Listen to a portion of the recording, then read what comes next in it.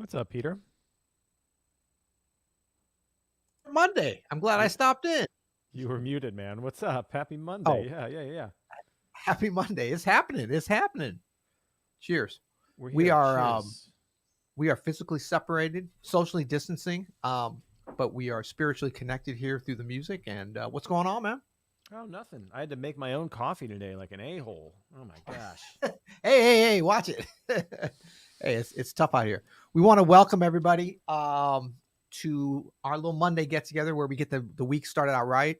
And one thing we're going to talk about in particular, in addition to our regularly scheduled program, Mr. Maness, is what do you do when things don't quite go your way in practice or on a gig or in life or whatever?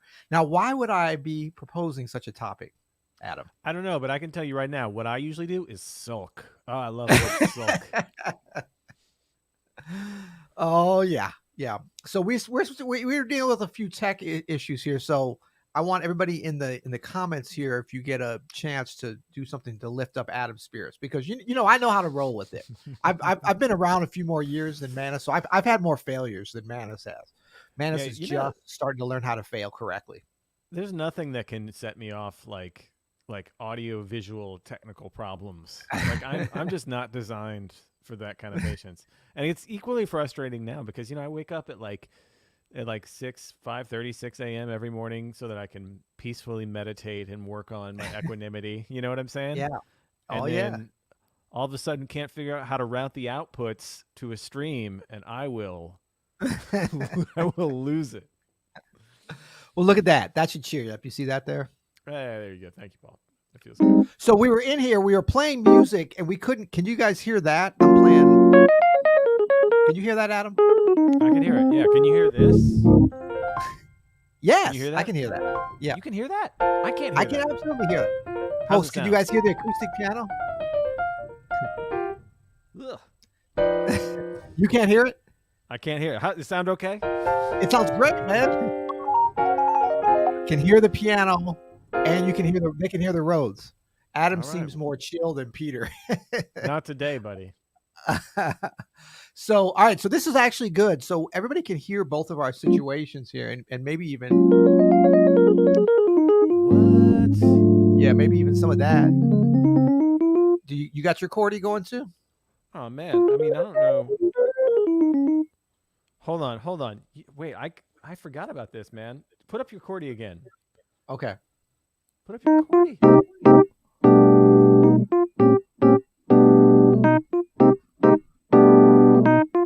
Wow.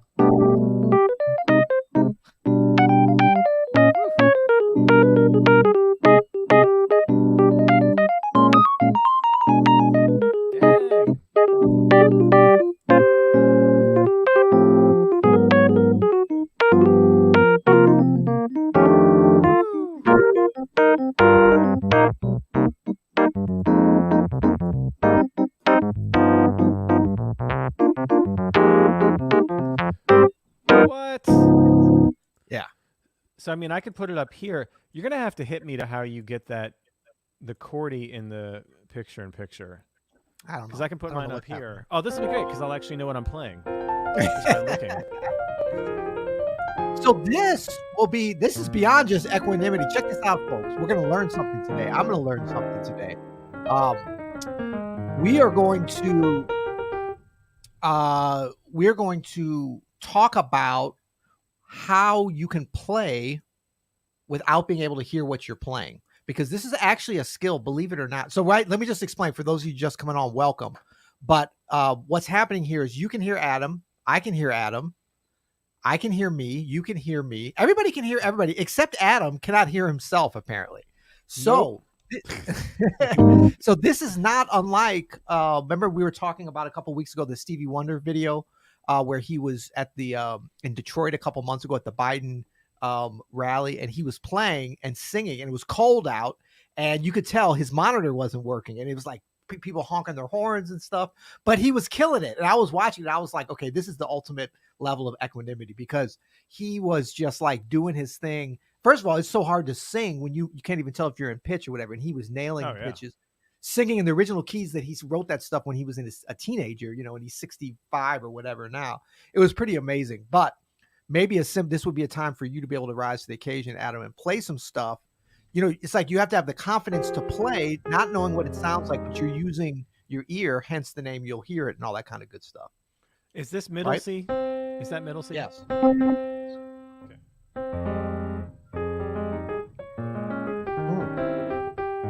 That sounds great. You're playing Satin Doll. That sounds beautiful. Oh, no. It wasn't supposed to be.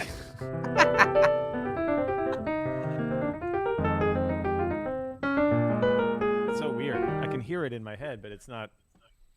It's very strange. Yeah. No, but this is the thing. And you know, a lot of times we talk about hearing things when you're playing them, and that becomes a very, you know, play what you hear and don't play it until the moment that you hear it is the art of improvisation. But this really kind of puts it to the test, because what we do when we practice a lot of times, different exercises, be them technical, be them improvisation, playing a tune, learning a solo, all the different things we go through in practice as jazz musicians, as just improvising musicians, I think is about developing that skill of getting clarity and a connection between what we're hearing and the reality of what we're playing. I don't know that we ever get to 100%, but the closer you get, you know, like back when you were like learning your first voicings, or maybe you knew some voicings, but you're trying to play other ones and you play something, you know, like some kind of voicing, and it'd be like, I don't like the way that sounds, or like, you know, it just, or sometimes it sounds good, but it wasn't what you were expecting, you know? Yeah. And I think, for sure. and I think that like the key is to be able to learn how to, in the instant, know what something sounds like as soon as you're playing it, not necessarily in advance, but as soon as you're playing it, because you hear it and then you go to your repertoire of different possibilities. Not that you're planning it in advance. That's the key part, I think. But the fact that, you know, you're hearing something, you're executing, and you know pretty much exactly what it's going to sound like. That little bit of maybe 1 to 2% surprise or whatever can be that interesting area. But what you don't want to be as you develop, well, it's not even what you don't want to be. It's just like kind of the goal is not to be 50-50 where you play a voicing or you play something and you're like, well, and then half the time you're like, oh, yeah. And it's not even if it sounds good or not. It's just like, how much does it surprise you what you're going to be doing? Yeah. That's great, man. Well, all right. I feel better now already. I think I've gotten it back. I've unhooked from the anger that was spewing up, and I'm very accepting right now of the fact that I can't hear myself speak or play. And I'm just gonna have to deal. Well, you with can that. hear yourself speak, though. I mean, that's coming through your head, right? Yeah. I gotta take the one ear off there. Oh, that's much better. Yeah. So we've been doing a couple of like regular features here. You know, like we've been doing our what were we calling it? Like our health and wellness check-in. Oh, you seem so disinterested in the No. normalcy now. I love the normalcy. It's a rock. But oh, you don't have your sheet? Yeah, you left your sheet here in the office here. Oh, look, just so you guys know, Adam is at home at his beautiful home with south side of St. Louis at an undisclosed address that we will not say the street name, Flyer Avenue. But well, okay, we'll say that, but we won't say the number, which I believe is 2. No, we're not even going to say that. What? But he's at home. But check this out. What do you know about that? How did you do that? What? Oh, that's me. That's your seat. I just wanted you to know I didn't replace you just because you're not in here. See, and now you can see it's so sad I'm here by myself. I got Sean Jones, I got Christian McBride, but no Adam. But that's how we do it COVID style. We're trying to stay safe here because this virus is going crazy all over St. Louis. And I love it. Our old friend Joe here. Take both ears off, then you'll be in heaven of not hearing Peter. Oh, Joe throwing shade. Well, okay, that's fine. Whatever, Joe. But I do appreciate, this is what I like Joe more. Not when he's throwing shade at me, but when he's more giving good information. That's right. Stevie's 70. I said 65. So let's keep it to the facts, Mr. Muscara. Oh, this is cool. Milano. My daughter Kaya says hi to you both. 4-year-old jazz lover. What's up, Kaya? How you doing? I love the name Kaya. I mean, the name, that's always been I should have named one of my kids Kaya. I think it's a beautiful name. Yeah. I think part of it is I'm connecting it with Homero, Homero Lubumbo's song for Kaya. Yeah. Beautiful song. That beautiful ballad. Yeah. So I always think Kaya's so Milano Richie, if I'm saying your name correctly, maybe check out, if you look on YouTube for Romero Lubumbo, so I'll put it here in the chat in a second. Song for Kaya. You can play that for your 4-year-old beautiful daughter or son. I think it's usually daughter, Kaya, but you can play that song, which is kind of fun. Stopping that. So yes, we're gonna get to the thing. Romero Lu, it always spell checks that incorrectly. Romero Lubambo song for Kaya. There we go. Like it doesn't like Kaya very much. No, the Lubambo. Oh, it doesn't like Lubambo. Yeah. Kaya, it's okay with. That's funny. Yeah, so we've got some segments here. So just to refresh you, Mr. Maness. Yo. And if the real Mr. Maness and Mrs. Maness happen to be on here, big shout out to Mom and Dad as always. Sure. To the Manesses out in High Ridge, if you're tuning in, hope you're doing well. Practice check-in. Let's talk about practice. Let's talk about some practice. We're talking about practice. Who's that? Allen Iverson, man. Who does That's this? Allen Iverson. Kind of 90s kid doesn't know that. So it's actually a great kind of segue here. So those of you who don't know, there was a famous press conference, which is an interview kind of, which was great with Allen Iverson, where they're kind of grilling him about missing a practice. And actually, I think this is a nice segue because, he was a very controversial figure in a lot of ways, but not for his playing on the court. One of the all-time greats, especially one of the all-time under 6 foot greats in the NBA ever. And I mean, beyond, not only under 6 feet, just amazing player. But that whole thing came out of this thing of practicing versus playing. And it's something I think that we can take a lesson from as musicians. Practice is so important, but there's a curve. There's like, maybe it's a parabolic curve, I'm not sure, or there's some kind of a curve that occurs in terms of like how much you're practicing versus how much you're playing in the moment. And I think what Iverson was referring to was like, this is just practice. I'm at the level where I'm competing in the game. I'm in shape. I'm ready to go. Why are you guys focusing on the practice part? Focus on the playing. And I think for us, one of the most difficult things, us as in jazz musicians, all of us watching here and jazz lovers, is to think about like, how do we put our efforts into practicing versus playing, and like, where's the overlap and how do we deal with that, especially during a period where there's hardly any gigs.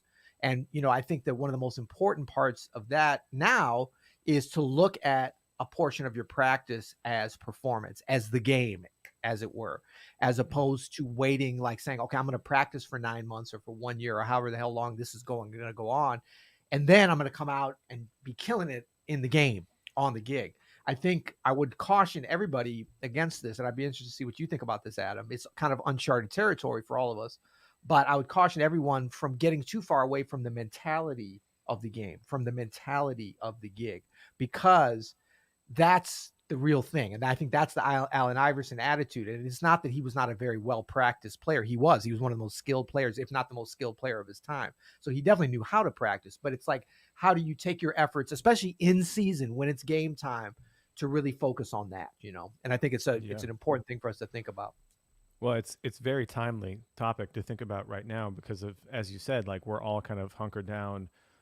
There's not a lot of gigs going on for most of us, and so it's been a great time of practice. But to your point, are we missing out on that opportunity to practice performance? For me personally, I mean, you have a weekly Friday night gig that you can certainly practice performing with. It's not even practice; you are performing and have kept a weekly performance, which has got to have kept that muscle in shape. But if you don't have a weekly gig, I suggest, what I've been doing is 2 things. I record at least one song of all of my practice sessions. So I'll end a practice session by saying, okay, I'm at Smalls right now, and I'm about to play with a quartet, and I'll practice like comping through a tune.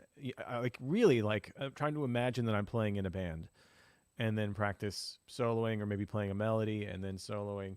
But it's still like has to be a major concept that you wrap your head around, even during a regular practice solo session. Sorry. And then the other thing I do is I will just post like me performing a song to Instagram or to Facebook or something, or to YouTube, right? Or in the daily guided practice session, I'll be like, oh, I'm going to demonstrate the song, but I'm going to actually like play, as if I were performing it. And that has helped keep me sharp, of all things, because you have to, I think one of the things you learn really early on as a performer is there just is a difference in having skin in the game, in actually having some kind of risk involved where people hear you and what you're about to do is in real time, Yeah. and there's no Yep. editing it and you have to just do it. That's a muscle that you have to work out. And Right. so I encourage everybody, if you're not doing that kind of workout in your regular routine, like put it in there. It's so good for you. It's good for just all of your playing. So Yeah, I love that, and that really speaks to the to the concept that we can exercise that muscle at any time. And that's kind of what I was, talking about at the beginning in terms of like, don't wait until you're in a performance situation to know how to perform. Don't take this time to like not take advantage of really thinking about putting yourself in that moment. I mean, it's kind of like, a virtual marathon versus a so-called real marathon. Either way, you're running 26 miles. So don't think that just because you're running on your own to be safe means that it's not the same thing. And in fact, what you have to do to it kind of will end up working in the converse eventually, I think, in terms of music, because I think about some of the really great older musicians or just more skilled musicians than me that I got a chance to play with and still get a chance to play with, but especially when I was younger. And I would marvel at how relaxed they were even before like a huge gig. I remember I got a chance to play with Stanley Turnsey when I was like 24 years old. And it was, it was just amazing. I mean, he was just so like, he was playing his Stanley Turnsey stuff so well. He truly had mastered his Stanley stuff, of course. But, we were like doing this big concert or whatever. I thought it was a big concert. I mean, it was a concert with Stanley Turnsey, so it was big. But I mean, his whole demeanor and attitude and everything, it wasn't like, okay, let's get going. Let's get hyped up for the gig. It was just like, let's play some music, just like we were playing a few minutes ago at the sound check. Getting to that point where, and I know folks are talking about effortless mastery. I would extend that concept into performing where, you're really, it's effortless and it's no different. It's a muscle, as you say, and it's been so well developed that you can just bam, pull it out at any time. yeah, and I mean, and people are referencing in the chat there the Kenny Warner and his live streams and his book Effortless Mastery, and that's kind of where we're going here when we talk about being able to perform the things you practice, and not be affected by the audience. It's something that Fred Hirsch talked about in his master class just this last time around, and his first Fred master who? class with Open Studio. Fred Hirsch, you ever heard of Oh, him? Fred Hirsch. Yeah, of course. Yeah, yeah, yeah. Thanks for this info, Joe. And maybe I missed it, but let me know. I like we've seen Joe every week, and how am I just hearing this from you, Joe? Now though, now that it's finished for the year. All right, I'm gonna remember for January though. Live Zoom on Wednesday. That's awesome. And we also have another friend in here. Hold on, way up at the top. People saying, "Ugh, Facebook." Yeah, I hear you. Yeah, it's the worst. Oh, this is good. Check that out. Yeah, Ethan same, Iverson. Yeah. same thing. Ethan Iverson is the Allen Iverson of jazz. Did you know that? Or is it the other way Is he around? though? Is No, he? not at all. That Not at was all. okay. I thought I was being funny. That was that was the He's irony of kind my of the statement, Adam. he's kind of the John Stockton Hey, in a watch it. good way. In a good. I mean, that's a huge compliment. Okay. Also, what is Pete eating? Okay, well, this will work with my with our fitness and diet check-in. How about that? Winston's asking what I'm eating. This is an Aloha. Can we get a close-up on that? No, we don't need a close-up. This is an Aloha bar, which is relatively clean. I like to have some snacks here because I was instructed to be getting some more clean calories in me as I'm up in the running mileage, which is part of maybe our fitness check-in. And so I'm here in the studio, usually by myself, always by myself. And I get, we used to walk down here to Blueprint. Everything's closed and the city's kind of shut down right now as it needs to be. But so you got to provide snacks. So I got a big box of these. It's all non-GMO, vegan. It's got a little bit of protein, just a little bit of chocolate, peanut butter, pumpkin seed protein, vanilla, pumpkin seeds. It's just a clean do-gooder kind of situation.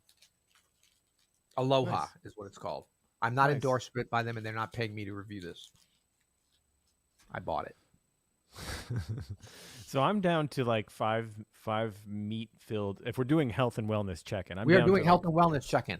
I'm down to 6 meat meals a week, and everything else is plant based. And I also, not to do a little comparison shopping here between our plant based, but I also do completely uh, um, non processed foods. That's like a Wait, huge every thing for me. day, 100%. Not Sundays. Sundays I take that day off and I have pizza. We call that process Sundays. Yeah, Sunday, the exactly. process. The process for Sunday. Yeah, yeah, yeah. That's amazing, man. Congrats on that. That's actually huge. I mean, the no process, that's kind of my next.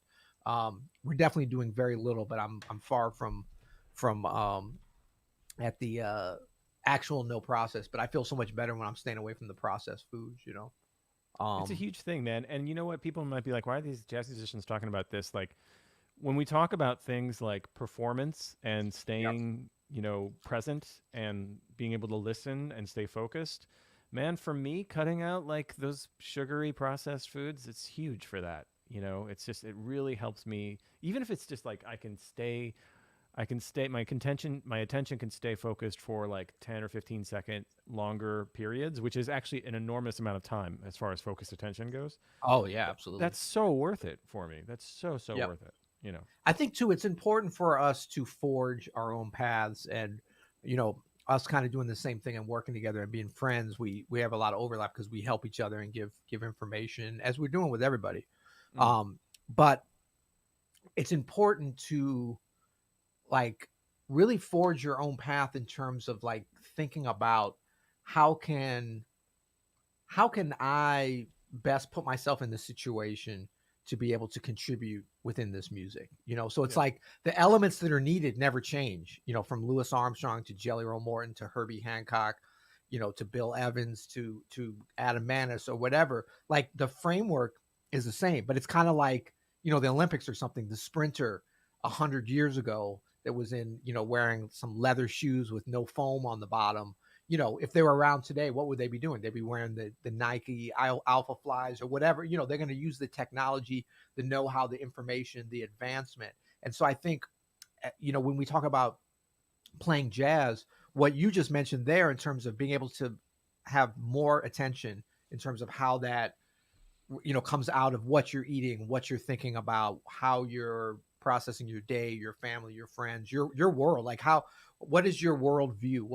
How are you going to put yourself in a position that when you get to your instrument, you have the best chance of being able to succeed?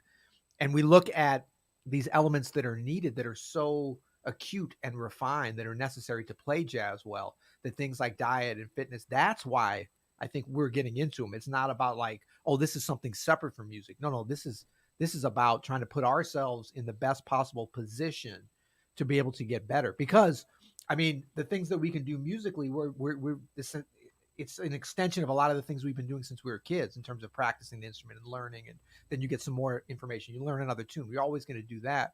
But then it's also like, what are the details around that just make me, a healthier person, so that we can keep playing this music for a long time?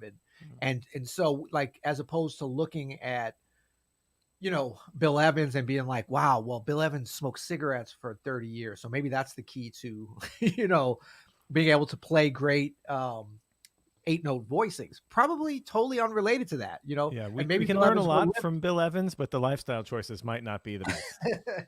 live. Exactly. So we're trying to, and we're living at a time when we have access to information and things in a way that I think we should use, certainly to our benefit. And you're seeing that with a lot of the young jazz musicians too, which is great. A lot of, Mm. better lifestyle choices and stuff, which is awesome. Mike has a good question here, but don't you have to play for the audience in the end? And the answer is yes. And this kind of goes back to a question that Noriko had posed about like how do you change your performance, or what changes about your performance when you're in front of an audience? Can you discuss how the existence of an audience affects musicians' performance? Yeah. And that I think dovetails nicely with Micah's comment here about don't you have to play for the audience? So the idea is not to ignore the audience Right. Of or to course. purposefully try to go against the audience. the idea is to be in full acceptance of whatever's happening wherever you are. So if that's at a rehearsal and Chris Potter walks in and you were feeling pretty badass right before Chris Potter walked in. What's up, Chris Potter walked CP? in, yeah, and then you're like, oh, okay, well, okay, there's a heavyweight in the room, and so now I have to whatever. Like just being accepting of all that. If you're in front of 50 people, and maybe that's enough to like affect your concentration or you being present with the music, Yeah. that's bad news. If maybe that threshold is like 500 people, you know, and you can't be present or comfortable. Yeah. You can't be with the music. And when you are able to be present and comfortable and be with the music, you actually are then with the audience. Like your job is to translate the music to the people that are in front of you. So you have to be able to be present with that music and with the audience. You have to be able to be with whatever is with you at the time. That is the goal. So it's not a matter of shutting out the audience and just focusing on whatever it is you want to do or playing things that are difficult because that's for you. That's not what we mean, Micah.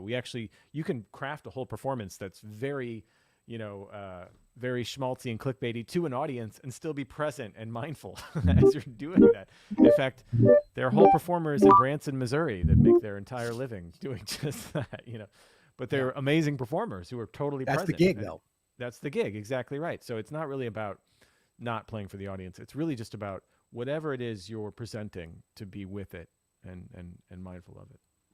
Yeah, that's great stuff. And I think, when you can start to make the transition from the audience being, well, maybe at first being fearful of the audience, and then the larger the audience, your logical part of your brain will tell you, oh, I have to be more fearful. It's like if there's 3 people there, oh, not a big deal. If there's 30, oh, okay.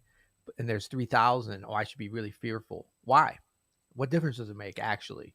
In terms of like, if you're afraid that your story is not going to be, it's not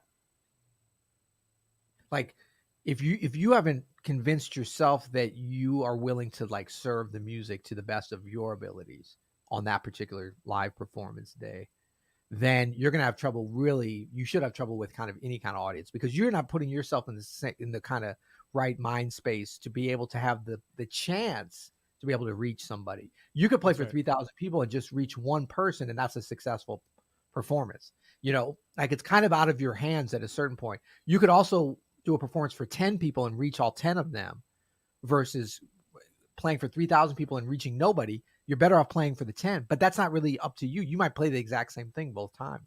So your job, our job as musicians, is to put ourselves to accumulate the skills, to do the practice. Let's talk about some practice, to really, but then also put on the mindset of a servant, right? So now I'm here to serve you. Just like if you go to a dinner party and you're the guy with the white jacket and the whatever, and you're holding the tray, your job is to serve and to make people feel like, that's your thing. It's not really to be like, hey, you want to have a chat? No, you're there to serve drinks. So same thing with music. We are here to serve up the music. That's our job. So as long as you're doing that, it really doesn't matter the size, because it's not about, oh, am I going to be embarrassed? Am I going to mess up? See, that's when you're thinking about it's you. Now, it's not as easy to just do this. I'm oversimplifying, because what happens is this becomes like a lifelong journey to try to get to that point. But I think that's what makes being a performing artist in the moment so exciting. And then especially when you layer in all the improvisation that we do, that really makes it exciting, because you're out there on the tightrope, right? Yeah. So we're usually on gigs where it's not playing something simple by rote, but it's like, depending on where you are that day, the whole thing has changed. So yeah. And then what happens is, it doesn't have to be this long, arduous journey to get there, because there's another element to being able to draw on the energy of the audience. And so once you start realizing and seeing it as a positive, the more people that are there, as opposed to like, oh, this is more chance for me to be embarrassed because I'm going to mess up, then it becomes more of a like, wow, more people, if I can pull them in to what we're going to experience together, I can actually use less energy. It becomes less and less about me. It becomes more about leveraging all this human energy that's there. Not to get too mystical, but come on, this is reality. And when I was young musician, I heard the older musicians talk about this, and I was like, what? I remember my dad even talking about this, with playing with the symphony and stuff. And he would be like, certain audiences, just the energy that's there and the energy. And I think a lot of times symphony musicians understand this better, or like big band players, because they're used to playing with a bunch of different people where you get in the habit of that energy. Solo piano or pianist, yeah, we're playing with a smaller group or whatever. You have the energy amongst each other, but you might not be able to translate that in and start to make that bridge to the audience. But it's very real. And once I started experiencing that, it became very exciting. So I looked at the only difference between a big audience and a small audience was more chance to kind of harness or connect with more people. And it's harder usually because you're in a bigger venue. If you're at the Village Vanguard, 120 people, small venue, but you've got that close connection. It sounds great. It sounds like everything is physically set up for you to be able to succeed. So that's pressure, because it's like you don't have any excuse and be like, well, they couldn't hear me, or the piano wasn't any good, or it's not a hip venue or whatever. But that's when you really got to just jump in there and be like, you know what? This is the time for me to do my job. As great Sean Jones always says. Wait, hold up. Here we go. Where is he? Right there. Sean Jones. He says, he even has a hashtag, do your job. That's what our job is. Serve the drink. Serve the drink. It's really no different. Yeah, no, Fred Hirsch in his first masterclass said, if you're thinking about the monster musician that just walked in the room, you're not doing your job. Your job is to focus on, communicating that music to an audience, no matter what's going on around you. And that's, again, easier said than done. But I think real success in this, Peter, is feeling nerves, which we all do at certain points, no matter how big you get or whatever. There's always a moment. I mean, like I hear you talk sometimes about like when you played at the White House, right? And I'd be like, man, I would be so nervous to play in front of like President Obama back in the time. You know what I mean? So like there is always going to be a situation where you could be nervous. I think the success in this area is when you can be nervous, you can acknowledge and be there with your nervousness. Yeah. And then still be yourself, right? You can say, okay, ooh, I'm nervous. Like, that's kind of cool. Like, that's kind of an energy that I maybe don't feel all the time anymore, or whatever that is. Or even if you do feel it all the time, all right, here's the nerves. This is where I get nervous. Can I be here with the nerves and also be here with the audience and be here with the music, most importantly, and with my fellow musicians as we make this art?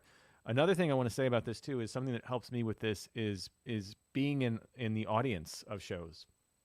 Of big shows, and kind of putting myself in the shoes of like the piano player in that show. And what you realize is like most every show I go to, I'm rooting for all the musicians on stage. I want them to take me on a journey. And I can, when you see a nervous musician, someone who's obviously being affected by it, I'm like, oh no, dude, like I'm not here to judge you. Like, I want you to just show me yourself and tell me the story. You don't have to be nervous. Like, you can even make mistakes. I'm totally cool with that as an audience member. In fact, I love that. I love when people take chances and mistakes happen, but they still stay with it. You know what I mean? So just know as you're about to perform that the audience is far and away rooting for you to succeed. And it's like, you're not even going to let them down if you make a mistake, right? Like they just want you to confidently guide them through this story. That's really all you have to do. So if you consider your performance, your gig, your concert, a story for them, right? You're playing all this music, all these sounds, which can be a story, and in some cases like actual songs, which are actual stories. Like if you can confidently take them through that, just know that they are wanting you to hold their hand confidently through that. That's what they really want. They don't want you to be perfect, because we don't want, I don't expect perfection out of any human being that I know. But I do prefer it when someone is confident in who they are and they are just telling their story in a way that's honest and real. And sometimes if I'm feeling nervous, I might even like kind of project that a little bit. I won't play with fire too much, but I'll even just kind of like acknowledge that that's here even in my playing or in a way that's real to me, I find that helps so much. Absolutely. All right, here's one. We may be going a little different direction here. Can new pieces still become standards? What would you say to that, Maness? I can't hear anything. I have no idea what I'm playing, but I just started playing Roy Hargrove's tune, Strasbourg Saint Denis, and yes, new pieces can be standards. I would even say maybe even, I don't know, Peter, what is your... Am I playing it right? Yes, I take the A train you're playing. What is that? What is that? It sounded good. I think for a certain demographic, that might become a standard. Well, you're too kind. Yeah, I mean, I think that absolutely they can become standards. I think what happens, I think Saint Denis, Strasbourg Saint Denis that's kind of a real easy to see and logical pathway to a jazz tune becoming a standard by kind of modern standards, by it being kind of a combination of being really strong, melodic, clear content that usually attached with some kind of really prominent and primal groove. And by prominent primal, I mean something that my wife Kelly Martin would be like, "Oh yeah, I like that. That's the kind of jazz I like." Yeah. Not smooth Yeah. jazz, but like something that makes you tap your toes in some ways. I think it's harder to become a standard when it's so inside or cerebral that there isn't some kind of like just normal person toe tapping kind of music. And just having that doesn't mean it's going to be a standard, but it's got to have that. So you look at Rue. I mean, I keep saying Rue Saint Denis because that's what I call it when I'm working on it in Paris. But Strasbourg Saint Denis, Saint Denis, that has the groove. Boom, boom, stum, dum, dum, you can feel it, you can hear it. It's a great thing. And then a real, and now this is that was a little unique in that it's a little bit of a complex, almost unsingable melody. Normally we're talking about standards being something like anybody could sing and like can recollect, and you hear it, you want to hear it again. It's haunting in there. But I think this one, because of the repetition of it, the way that it rhythmically sits within the groove, but those things combined with it becoming like a jam session favorite. So you've got the musicians. It's not just about the listeners. The musicians, we're all listeners and musicians in a way. And this is talking about connecting with the audience.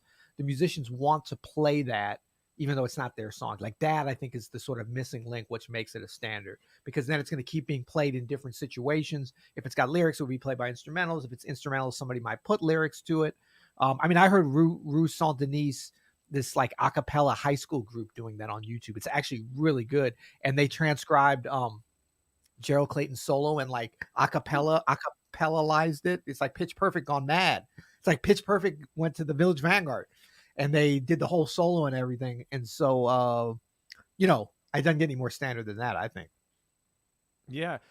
I was just thinking, like, it's an interesting time for the term standard. I think we're closer now to having like regional standards, pockets of players that have standards than like ever before. Because even in the 70s and 80s, all of the Beatles catalog, a lot of Stevie Wonder's catalog, even Michael Jackson, those pop tunes became standards. And I think really since the digital revolution, right? And there's just not going to be another Michael Jackson. And the kind of music that the biggest pop stars make is not really, it's not very conducive for like a jazz jam session, right? But there's still some, like Strasbourg Saint Denis, there's still some jazz standards that are kind of taking hold. I'm thinking about even amongst young musicians here in St. Louis and Kansas City, basically in the Midwest. Our friend vibraphonist Peter Schlam has this really simple tune called REL. Every young musician I know knows that tune. Like, wow. They all want to like sit in with Peter and play it. It's a killing tune too, by the way. But I would imagine that just with how segmented the listening audience of jazz has gotten in the past 25, 30 years, I would imagine that there are regional standards like that where some really popular players who make beautiful music that might be, and then they come across a simple tune like Roy's Strasbourg Saint Denis, and you could see how that would become a standard. But I think the idea of taking a pop song, just because pop music is so segmented now too, you know what I mean? Like there's not going to be, a Thriller. There's just not, Right.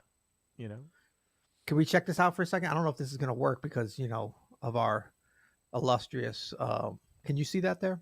Oh my gosh. If you ask me if I can hear this and I can't hear it, Peter, I can't go through this again, man. Can everybody hear it? This is what we were talking about. Whoa, damn, that just fell down. Okay.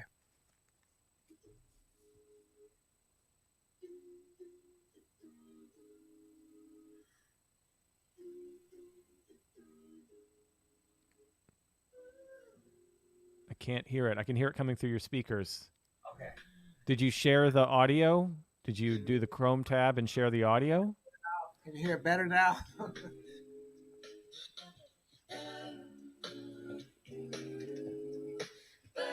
Oh, I got to share the audio. Sorry. Come on, man. It's your first time on StreamYard, Peter. Come on. Dude, we're switching streaming platforms every you know. Let me try to do that. Nobody can hear it, said Tour Talk. He didn't even say I can't hear it. He's just like nobody can hear it.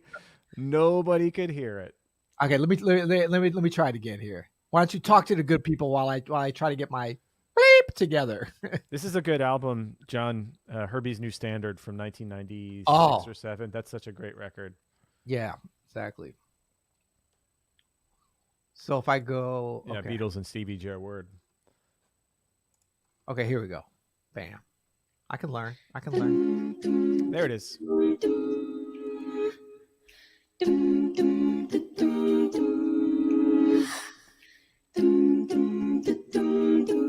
Of course, their name is Syncopation with an 8. Yeah.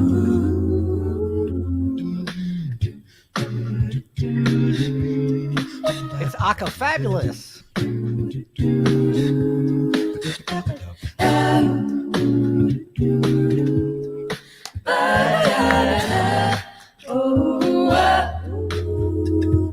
Take a little time and think of you and me.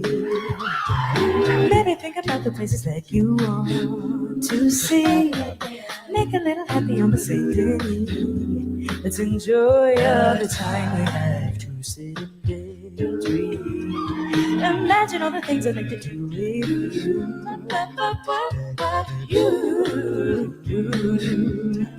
Baby, I can feel that love and it'll be here soon. There is peace and easiness here in the afternoon. Baby, let's enjoy the ride. Let the minutes go on by.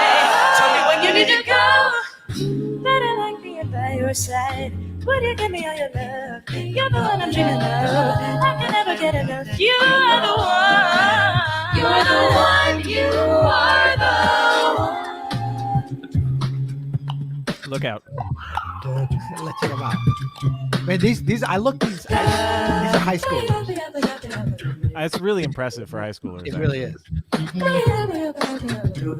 This is Gerald Clayton's solo. The whole solo. The one we start on the inside.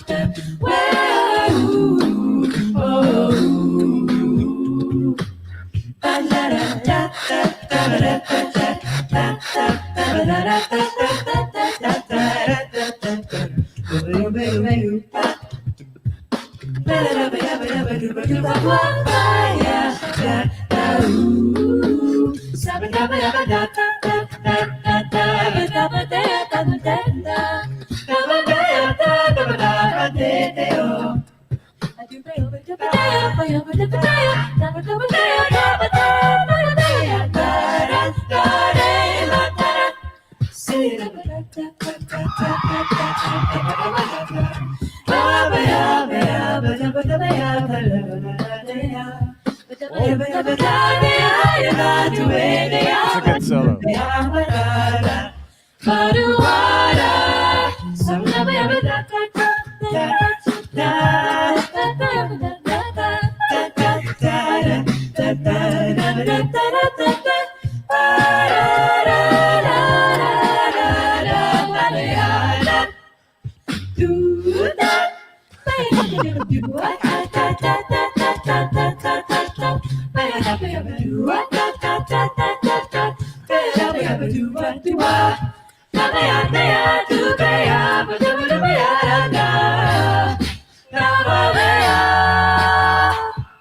Take a little time to think of you. I mean, So there you go. There you go. Gerald Clayton solo. oh man, we're Gerald Clay- look at this. Look at Steven. You guys are making me think I should drop out of Open Studio. There's nothing jazz about this. Okay, Steven. First of all, Calm down. yeah. I'm very impressed with this. I hadn't watched this in about a year or two. I don't remember how I stumbled upon this, some kind of YouTube recommendation, but I was, you know, you have to be careful what you click sometimes, but I was very like somebody put some time into that. And I compared it with, well, I'm gonna pull up There's the an 'cause I- amazing that solo is so soulful and funky, and there's just an amazing juxtaposition with just the fresh facedness of a high school a cappella group singing that solo. that's great. There's something very Andy Warholish about that whole scenario, you know? It's like the cast of Glee doing Nirvana or something. It's just there's something about it that's very entertaining but also not quite right. Right. But the thing was, too, okay, where I'm just gonna play a little bit of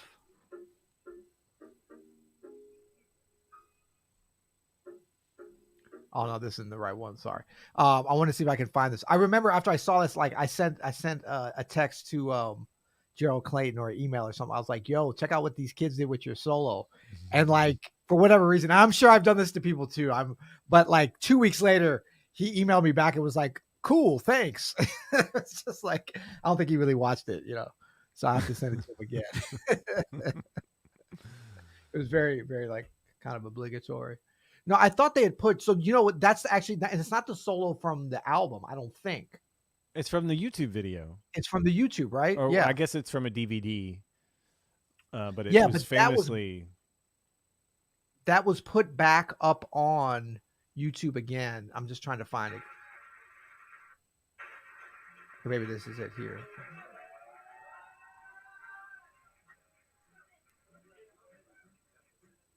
No, that's not it. oh. Streamception.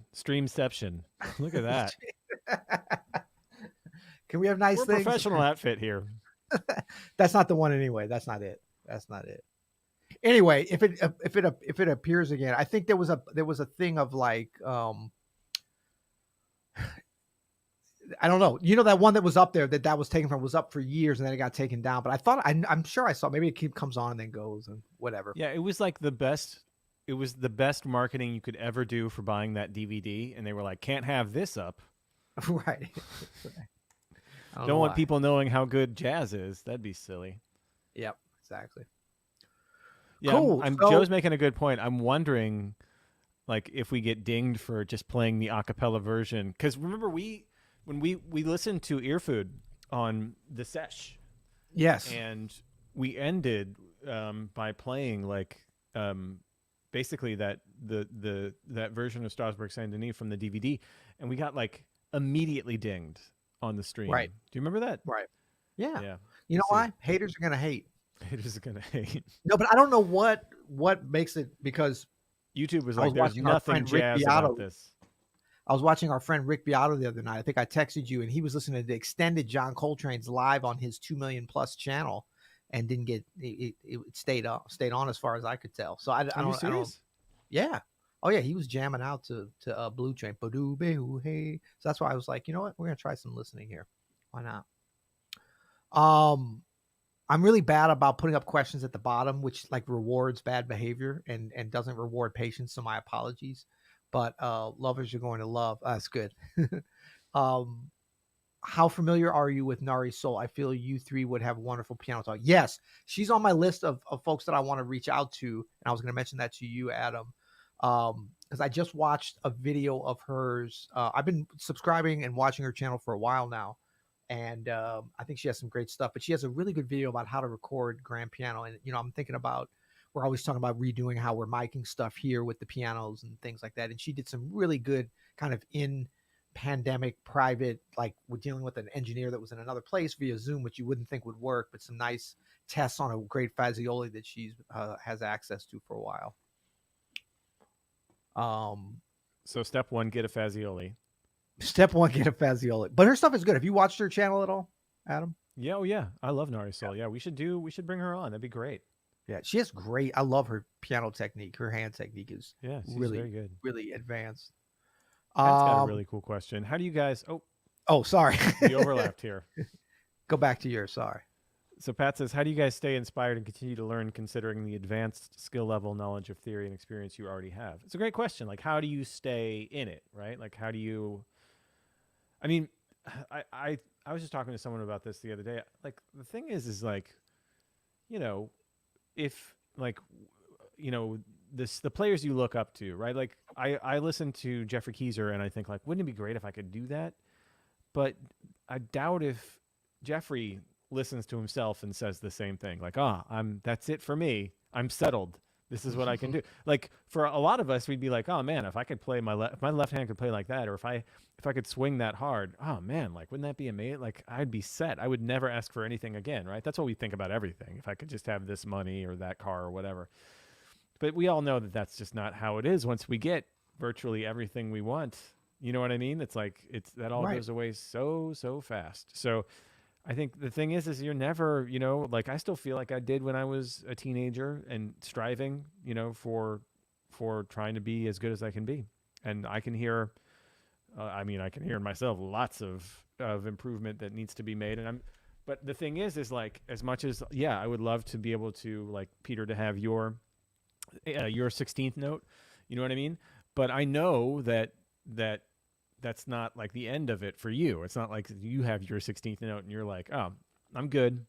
You know what I mean? That's just not how you got that 16th note. So I think just kind of always being, first of all, being open to grow, but then also just being aware that it's like, this is just what we do. It's just a lifelong pursuit of just getting a little bit better every day. Yeah, absolutely. And I mean, I think that if we're not looking at, improving in a way that our mindset and our openness to developing in new areas is just as expansive as, our number of scales and technique and learning solos and all the more concrete things. If we're not being open in all ways, then you're going to miss the next advanced skill level. Like once you get to advanced skill level, there's advanced skill level B and then C and then D and then all the way up to Z. And then there's double A. Like it's a never ending thing. It's not as much, it's not as much based upon like nuts and bolts things that you could say, I need to plug this in. But I really do believe in like a higher plane of understanding of music that you can get to, that these things like, that are purely technical become a lot less important.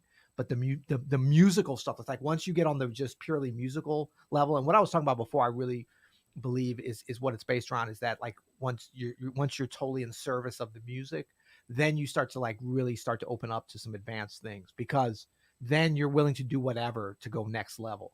And so for me, like the better I get, the less advanced I feel, just honestly. And so you have to reconcile yourself at the beginning of that part of the journey, that it's going to feel like you're going backwards if you don't look, like if you think about yourself too much, you're going to feel like you're going backwards. But that's a great thing. And I love that. And to me, that gets into an area where you can start to play things a little bit like less conscious, and maybe even a lot less conscious, where you're just kind of just trusting in the process and just trusting, and like, I'm just going to go crazy if that's what the moment. I'm just going to play a damn triad if that's what the moment, if that's whatever what it calls it is. for. Yeah. Just have more confidence in who you are. And don't you feel too, like the older and more experienced you get, the less there is of that comparing yourself to other people? Because like the better you get, it's just like, what am I I'm gonna get so good that I'm gonna try to compare myself to like Beethoven. I'm gonna lose that every time. You know what I mean? Like you can compare yourself to, well, depends on which Beethoven Art you're talking Tatum. about. Right. Yeah. No, but you know what I mean. It's like there's no ending to this. Like you'll never live up to Keith Jarrett's reputation ever. You know what I mean? Like, so why, like the older and more experienced you get, the more that goes away, and you just are constantly trying to get clearer about serving the music, which is great. Yeah. And so that's interesting. So I do want to connect it with what Pat's asking and not get too esoteric. And that is like knowledge of theory, advanced skill level. Those areas are things that you can feel like, okay, I've learned every single kind of theory that there is. It's possible to actually do that. Or like my ear training has gotten to the point where it's like, I can identify, every interval, every type of chord, and, my technical skills have hit a certain advanced level. So to me, that's when it starts getting interesting, because that's like, as you're getting, it's not like you're 0% and then all of a sudden you hit 100% one day. It's that journey to get there. So once you start getting to 70, 80, 90%, who knows what, like, you're getting close to like, not mastery of music, but like something approaching a mastery of the instrument, at least within kind of what your realm is. Maybe not in Art Tatum land, or Beethoven land, but like you feel like, okay, I'm a player now. So that's when you can really start and you should be doing this all along the way. But because it's not just an all or nothing thing. It's a continuum. But that's when you're getting into that service mentality. Now it's like, okay, how do I take this theoretical understanding? How do I not take it for granted? And like, I wake up every day, and at some point I always think about, like, I remember when I couldn't identify chords as easy as I can now. I'm like, and I always try to let people know that when they're like, oh, well, it's easy for you because you can just hear everything. I'm like, first of all, I can't hear everything. I mean, I might be able to hear more than you, somebody asking me a question, but I'm going to be talking to somebody else that can hear more than me. And I'm not even thinking about that anyway. I'm just trying to figure out, how can I hear a whole bunch of stuff so that I can play something that'll be of interesting to somebody listening, so that I can make their day a little better if they get a chance to hear me play. So once you start accumulating these skills, that's just the beginning. Then it starts to get really fun if you put yourself in that mentality. If you're so much based upon, like, I'm just acquiring these skills to be able to say I have these skills, then it's kind of sad because you're done then. It's like, oh, but it's just like, Allen Iverson, it's like he wants to get to the game. He's acquired these skills. So I can see why there's a frustration with the practice. Why you asked me about practice. And so it's very much like, it becomes to me more of a maintenance thing. It's like, I get worried if I can't maintain a certain technical level or a certain, harmonic understanding or theoretical knowledge. So a lot of the practice, and you'll hear me say this as we go through our practice check-in, becomes about maintenance stuff and like review and making sure you've got these skills and you've got the mindset and the chops that you can maintain that. And extend it as you can, of course, but mainly maintain and just get your clarity of being able to use those tools to be able to put something beautiful out in the world, to develop that part of it. What's interesting too about this idea of advancing your knowledge of theory is that, and I know you probably will agree with this, Peter, but the more like advanced you get with that, the more compelled I get to actually like, well, wait a minute, what can I do with triads? You know what I mean? Like how deep can I get into a major scale? Like how once you start really learning how to play out and take the changes out, you're like, okay, yes, but what is that one player doing that makes them sound so good when they just play a pentatonic scale in? You know what I mean? Like, what are those simple things? Like, you tend to go even more simpler with your theory, because you realize, like, the promised land is not in more advanced music theory. That's not what the promised land is. The promised land is being able to be with what you are, be with where you are when, you're just here with what you have, and be the best you can be at it. Speaking of theory. Oh, bam. Hakan. I'm going to see if I can. That's middle C, right? No, this is middle C. Okay. Yeah. So let's see. I think. Is that correct? Yep. Well, look, it's telling you right there. You can see that, right, Adam? Yeah, that's what I'm saying. But I'm saying, because I remember Hakan asked us very specifically, what's the best sounding voicing ever? I think this is what Hakan was playing. Just let me know if this is correct. That's great. Good one. That's a good This one. is from a couple months ago. Yeah, and so look at that. You've got. I guess I should throw something. Oh, I'm missing one note. What am I missing? Oh. G13, flat 9, sharp 11. That's all there. No, but he was talking about a very specific voicing. Oh. That was actually very beautiful. Was there Was it D? No. Maybe you had it. What? No. No, that's not as strong. One more E under the F for that extra crunch. That's right. Oh, that is nice. Yeah. That's awesome. Beautiful. You all know I love some extra crunch. That's right. Check this out, Mr. Maness. You're going to be amazed at me. I don't know if I can find it again, though. Boom, boom. Mika says, glad you cats like Rick Beato. Not only do we like him, bam, we hang out with him. That boy. That was a fun You remember where that was? Yeah, that was in New Orleans. Yeah. In New Orleans. How do we get up there with the thing? We can't, can we? Oh, that's okay. Yeah, that was in, was that this year? Jeez. It was January. Was that January? Who's that guy with the hair and the beard? That's me. Yeah. Yeah, we had a fun time. We actually spoke at the Oh, did I have to go on right? No, I think I went on right before him. That would have been bad going on after him. At the we did some speaking little whatever you call it, keynotes or something at the Gen conference, Jazz Education Network. Remember? And I did my little whatever it was, and then I was like, wow, this is my first time speaking at Gen. Look at the hundreds of people in the audience. This is all. Remember, we just got down there, and then it turned out they were. I think it was a lot of those folks were there to see Rick right after me, so they were already like came to the room to get a good spot. But I pretended like it was me. But it was cool. He spoke about obviously YouTube and that kind of thing. And wait, is he on YouTube? I think he's on YouTube. He just hit 2 million subscribers. Good old Rick. Good old Rick. But yeah, he was jamming out to Train. Man, he put on Blue Trade and was talking about how great the solo is. I was like, cool. I was like, everybody knows this is a great solo, but this is cool that he's doing that. Because, he has a lot of like kind of not necessarily jazz enthusiasts watching him. They know he's into jazz, but that's definitely not the focus of what he does. But then like it got to Train solo and like Rick is singing along. I was like, oh, that's cool. Rick knows the beginning of the solo. But then Train went into double time and Rick is like still singing along with like every phrase. I was like, okay, he knows that record. So that was knows cool. that record. Yeah. Do I need to pull that up? One more question here from Gerald. This is a great question.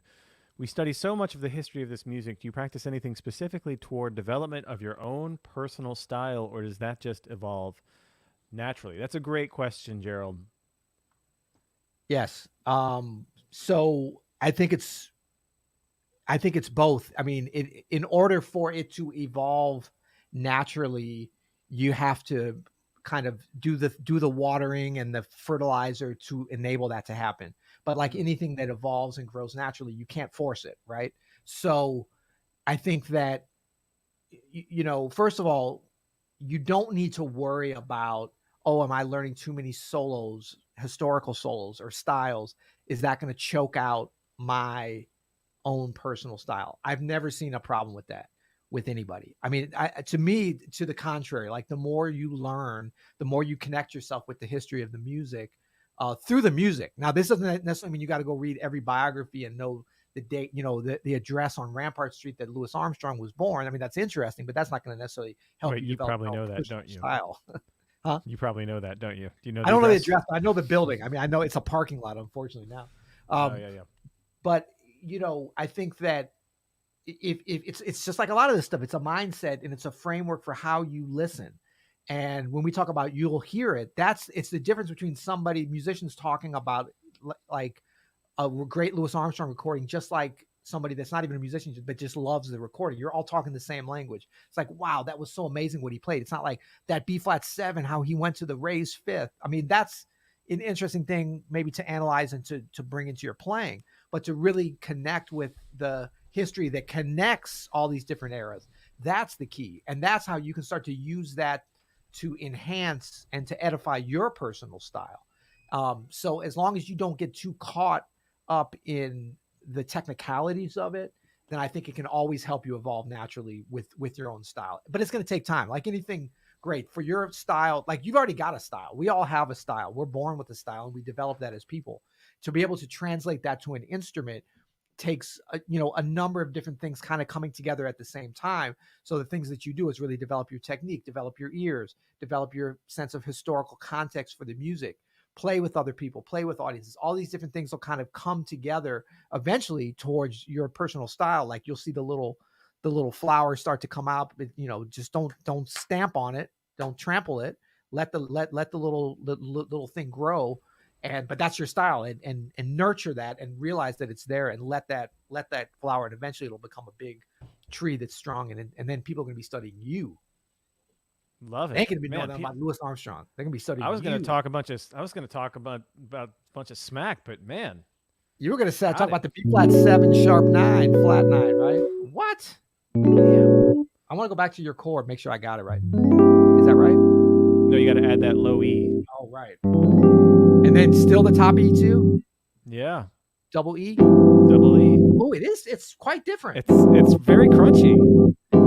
That top E being, I would have kind of naturally said, well, you're going to have it down there. But you know what I think that is? You've got like that G, because we're always thinking about like the tritone triad above a dominant, giving it, so that'd be like a D flat, major triad over the G7. which gives you the flat 9 sharp 11. But by having that E, it's a D flat minor. Oh, let me get my hand up there so you can see how specific I'm being. Or I could even go over here. No, I could go over here. So you got the D flat minor triad. That's a great thing. And then you got all these other little superimposed triads. E triad as well, right? Yeah. There's a lot going on. Yep. Awesome. And so many places to resolve. Great stuff. Thanks, Hakan. Thanks, Gerald, for that great question. What are our thoughts on Dan Tepfer? Tepfner, I think. Somehow I admit until recently, I mean, like within the last 6 months, I totally did not know who that was. I don't know. He's badass, though, right? He really is. Yeah, he's great, Yeah. great player, classical player, jazz player. That's all I've heard him do. I heard him do some like open improvisation stuff. I heard him do this duo with Christian McBride that was really good. He's a technologist a little bit. He's kind of a master of the jack trip. And he did like a duo. I saw him doing the other day a duo with this percussionist in Stockholm. He's in Stockholm doing something, and he met this guy through a friend that afternoon. He's like, "Let's do this thing," But his thing with jack trip is like, according to what I've seen with him, in order for it to work, you got to be within a couple 100 miles of each other. And so he did it. He's usually doing it kind of with local stuff in New York if he's there or wherever he's traveling now. But yeah, he's good. Awesome. Well, thanks everybody. These are so much fun. We'll be back next week, probably in the same space, just so that. Thank you, Micah. Thanks, Micah. Super sticker. Have we ever gotten a super sticker on here? Very few. Really? It's no reflection on us. Hey, you know what? Don't worry about a super sticker. We can't all be Micah. If you want to be Micah level, go super sticker. But, or is it Mika? Micah or Mika? I guess it's Mika. Either way, apologies. Either way, but don't worry about that if you're not feeling that. But we can all be generous with a like of this video, can't we? Yes. If this is the kind of content that you're looking for, right. Go ahead and smash that like button. If you love Peter Martin and Adam Maness, smash that. Okay, if you moderately like us, if you just got a little bit of entertainment and information, smash that, because that helps the channel grow. It helps other people discover us, and it helps our egos. Frankly, we've been a little bit down and out about. You were very down and out. Look, you're looking better already. Oh, I wasn't. I mean, I was just mildly frustrated. It's just annoying. That's all. We got our pod suite like so hooked up, and I mean, look how crispy you look and sound. We got it just perfect, and now I got to be at my dining room desk and not hearing myself. You're looking crispy there too, and you got the Christmas thing in the back. Hey, look, everybody, we want to invite you to. Is this show happening on Friday? Have we decided yet? Can we tentatively invite folks? Yeah, we still got some hurdles to go over.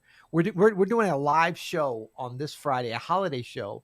Adam and I, it's really along with some other great musicians. Adam has a wonderful group called the 442s, of which he's the music director, and it's really a manifestation of a lot of great ideas, and it's a collaborative effort, but a lot of it is beautiful composition and arrangements of Adam Maness. And we did a holiday CD together a few years ago. So we're going to probably reprise some of that music and do some improvisation.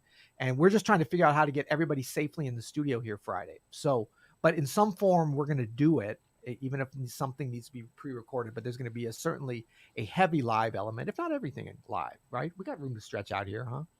We do. Yeah. We got room to stretch out. We're a little worried about the violinist, let's be honest. And who else from a health standpoint? We're not sure yet.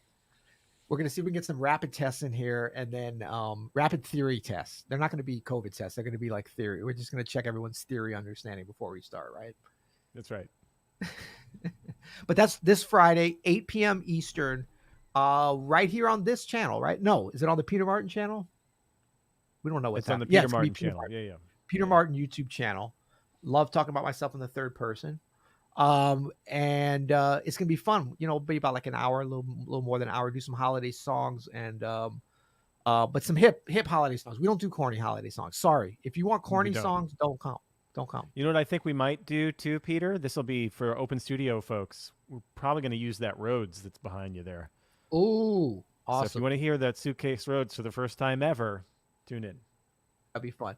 And I don't know if you can see on there, Adam, but I think somebody actually ordered it. I found this thing and stuck it. If you see at the beginning of the chat today, there is. Can you see on YouTube, Adam? Yeah. He said, yeah, maybe I can look too. I don't know. Let me see if I can look. Yes. At the top of the chat, if you go all the way up, oops, now I'm hearing myself talk again. Look at that. Face mask, Oh yeah. emotion and motion. I want Nice. one of these. How do I get one of these? You don't have one? I don't have one. Not, I mean, Buddy, I've I got have an like open. 5 of these. No, I've got the emotion. I've got this one. I've got that one. No, it's not happening. You got to get the one with all the notation on it.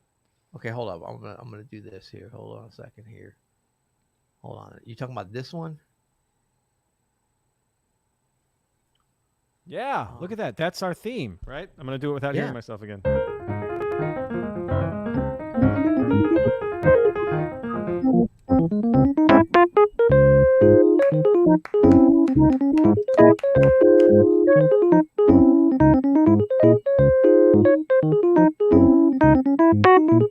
Yeah, so that's awesome. Hey Adam, I know you were probably wondering what to get me for Christmas. I'm just putting it out there. Get our own merch. I'd be cool with that. But anyway, if you guys are interested in that, pick that up. That's kind of fun. And that's about it. Join us tomorrow for, you know about what's happening tomorrow? The sesh tomorrow. Sesh tomorrow is Christmas time is here. Christmas Time is Here by Diane Reeves, which is a great record. I don't know if any of you guys have heard that record or if you have, Adam. But I'm not being self-serving. I actually produced the record, but it's many years. Yeah, about, I don't know, 15 years ago or so. I think it's one of my favorite Christmas records because I had a little bit of say in the repertoire. We did really hip Christmas tunes. We have some super hip arrangements. And I mean, it's Diane Reeves singing, so it's, it doesn't get any better than that. Yeah, it's going to be fun. Yeah. Cool. Well, thanks, Adam. And thanks to all of our, Peter is a Rhodes Scholar. That's pretty funny. Maybe we should go out on that joke. Thanks, Peter. Thanks, everybody. Tune in tomorrow night for that Christmas Time is Here Diane Reeves listening sesh. And we'll be back here next Monday at 4 p.m. Eastern. Yep. So until then. You'll hear.